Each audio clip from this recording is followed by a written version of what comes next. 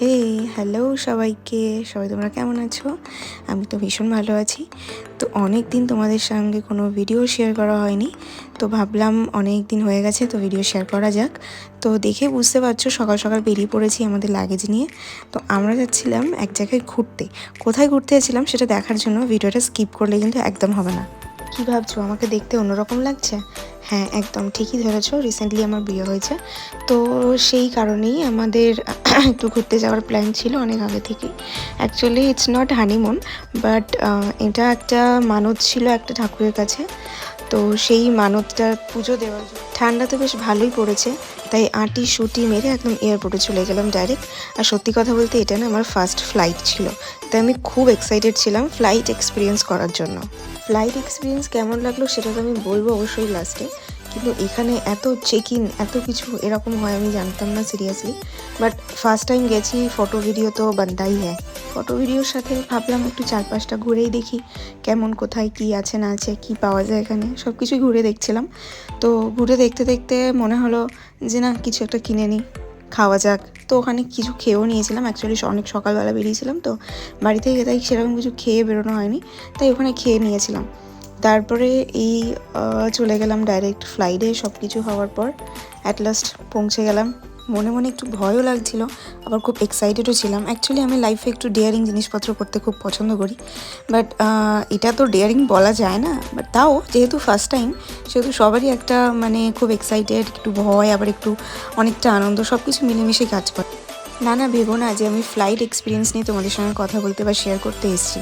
যাই হোক, এইসব প্রকৃতি দেখতে দেখতে খুব খিদেও পেয়ে গেছিলো। এয়ারপোর্টে বেশি কিছু খাইনি, কারণ অলরেডি আমাদের ফ্লাইটে কিছু ফুড বুক করাই ছিল। গল্প করতে করতে পৌঁছে গেছিলাম দিল্লিতে। অ্যাকচুয়ালি দিল্লিতে আমরা ঘুরতে যাইনি, ডেস্টিনেশন অন্য ছিল। বাট একদিন দিল্লিতে থেকেছিলাম, কারণ অনেকটা জার্নি করতে হতো, তাই দিল্লি থেকে আরেক দিন অন্য জায়গায় গেছিলাম। হ্যাঁ, কোথায় গেছিলাম সেটা তো নিশ্চয়ই দেখাবো, তার জন্য ওয়েট করতে হবে, বলবো। দেন এখান থেকে সমস্ত কিছু সেরে বেরিয়ে পড়েছিলাম আমরা হোটেলের উদ্দেশ্যে। এখান থেকে একটা ক্যাব বুক করে চলে গেছিলাম হোটেলে। বেশ ভালোই ঠান্ডা ছিল, বুঝলে তো, কলকাতার থেকে ওখানে ভীষণ ঠান্ডা, মানে দেখতে কুয়াশাও পড়েছে। দাঁড়াও, ছোট্ট করে এরপরে একটা জিনিস দেখে নাও।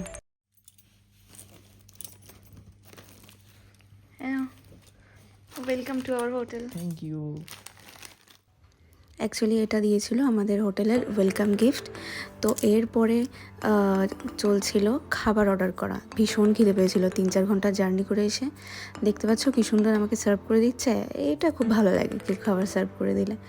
যাই হোক, খাবারটা কিন্তু ভীষণ সুন্দর ছিল। না না, হোটেল রিভিউ দিচ্ছি না আমি, কিন্তু যা খিদের মাথায় এটা আমাদের যে তৃপ্তি দিয়েছে, তো সেজন্যই এটাই বললাম।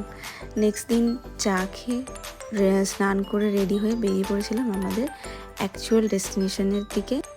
আমাদের হোটেলটা নিয়েছিলাম একদম রেলওয়ে স্টেশনের কাছে, যাতে পরের দিন সকালবেলা তাড়াতাড়ি ওখানে পৌঁছে যেতে পারি।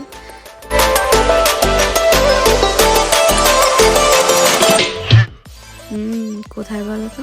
হ্যাঁ, এবারে বলবো আমরা গেছিলাম নৈনিতালে। অ্যাকচুয়ালি ওখানে নয়না দেবীর মন্দির আছে, ওখানে আমার হাজব্যান্ডের একটা মানত করা ছিল, তো সেই জন্য পুজো দিতে বিয়ের পরে ওখানে চলে গেছিলাম। বিয়ের পরে এমনি পুজো দেওয়া খুব ভালো, আর মানতটাও হয়ে যাবে আর ঘোরাও হয়ে যাবে। তো পৌঁছে গেছি। এখান থেকে রেল স্টেশন থেকে প্রায় 45 মিনিট 1 ঘন্টার মতো লেগেছিল ওখানে পৌঁছতে। আর আমাদের যে হোটেলটা বুক করা ছিল সেইখান থেকে এই যে যা দৃশ্যটা দেখতে না, মানে কি বলবো, এখানে জাস্ট স্পিচলেস। ঢুকেই ওয়েলকাম ড্রিঙ্ক থেকে স্টার্ট করে সমস্ত কিছু খুব ভীষণ ভালো ছিল। আর এই যে ভিউটা, মানে জাস্ট দারুণ। পাহাড় সঙ্গে সামনে লেক, আর ওয়েদারটা তো সেই ছিল।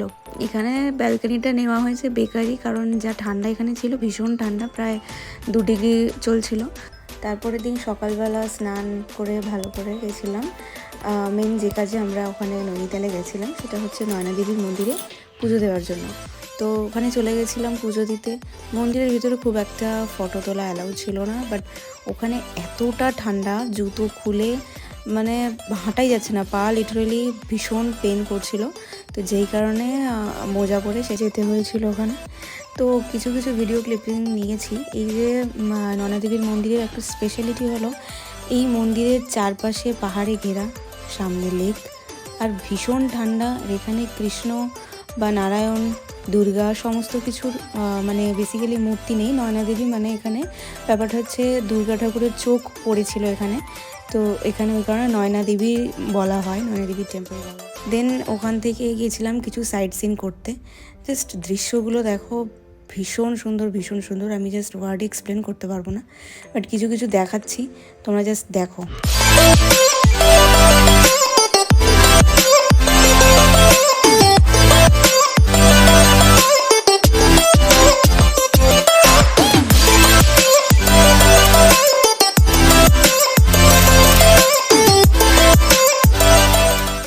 এত ঘুরতে ঘুরতে ভীষণ খিদে পেয়ে গেছিলো, তো আমরা অলরেডি নামছিলাম, পাহাড়ের উপরে তো উঠেছিলাম এগুলো দেখতে, এবার ধীরে ধীরে নিচের দিকে নামছিলাম। হোটেলে যাওয়ার ব্যাপারও আছে, মাঝখানে ভীষণ খিদে পেয়ে গেছিলো। দুপুরে ভাত না খেয়ে আমার তো পরোটা দিলে খুবই ভালো হয়, তাই এই বাটার নান খেয়ে নিয়েছিলাম আর পনির খেয়ে নিয়েছিলাম। তারপরে আবার যেই কি সেই ঘুরতে বেরিয়ে গেছিলাম, আরও কিছু সাইট সিন টুকটাক করা বাকি ছিল।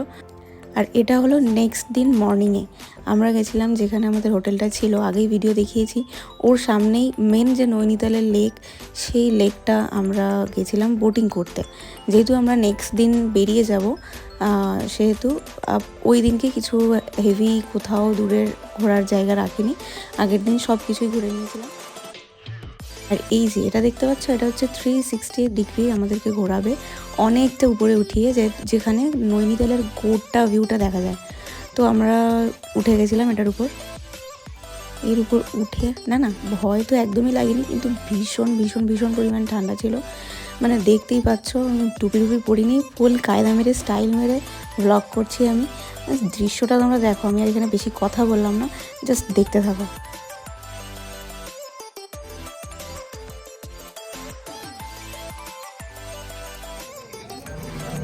এটার ব্যাপারে কি আর বলি, এটা একটা ফ্রি টিকিট ছিল ডাইনোসর পার্ক। তার আগে আমরা কিছু কথা শুনে নিই চলো। না না 360 ডিগ্রি ঘুরে তোমার কেমন লাগলো? Thrill experience. আর কিছু না, ওয়ান ওয়ার্ড হয়ে গেল তো। ওয়ান ওয়ার্ডই ঠিক আছে, ওয়ান ওয়ার্ড বেশি ডিসক্রাইব করা যায় না। এবারে তো আসল থ্রিলিং এক্সপিরিয়েন্স শেয়ার করব, কেউ কি হেসো না, ঠিক আছে? সত্যিই কিন্তু থ্রিলিং ছিল ব্যাপারটা।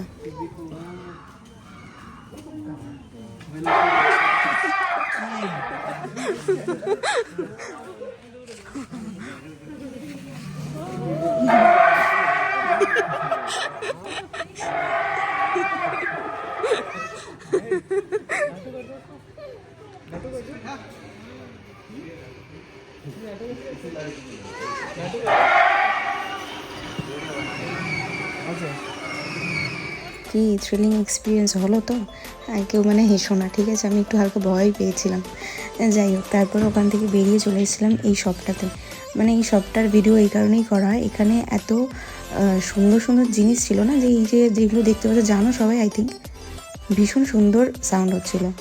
জিনিসগুলো এত সুন্দর, আর হাতের এমন কারুকার্য করা ছোট ছোট জিনিস, আর এত সূক্ষ্ম কাজের উপরে ভীষণ সুন্দর লেগেছিল। তবে হ্যাঁ, একটা জিনিস, পাহাড়ের উপর আর এমনিও এই জিনিসগুলো প্রচণ্ড কস্টলি হয়। তারপরে মোমো খেতে খেতে একটু টুকটাক শপিং করার পরে আমরা বাড়ি চলে গেলাম। এই দেখো, দেখতে পাচ্ছ আমার কাণ্ড, এটা আমি কিনেছি, তো এই কারণে ভিডিও করতে বলছিলাম, ভিডিও করলাম। দেন অনেকটাই সন্ধে হয়ে গেছিলো, তাই খিদে পেয়েছিলাম। রাতে আর ডিনার করবো না ভেবেই সন্ধেবেলা একটু পিৎজা খেয়ে নিয়েছিলাম। আর এই দেখতে পাচ্ছ, খাচ্ছিলাম, আর ভিউটা সামনে লেক ভিউ, আর সঙ্গে পিৎজা, কার না ভালো লাগবে বলো?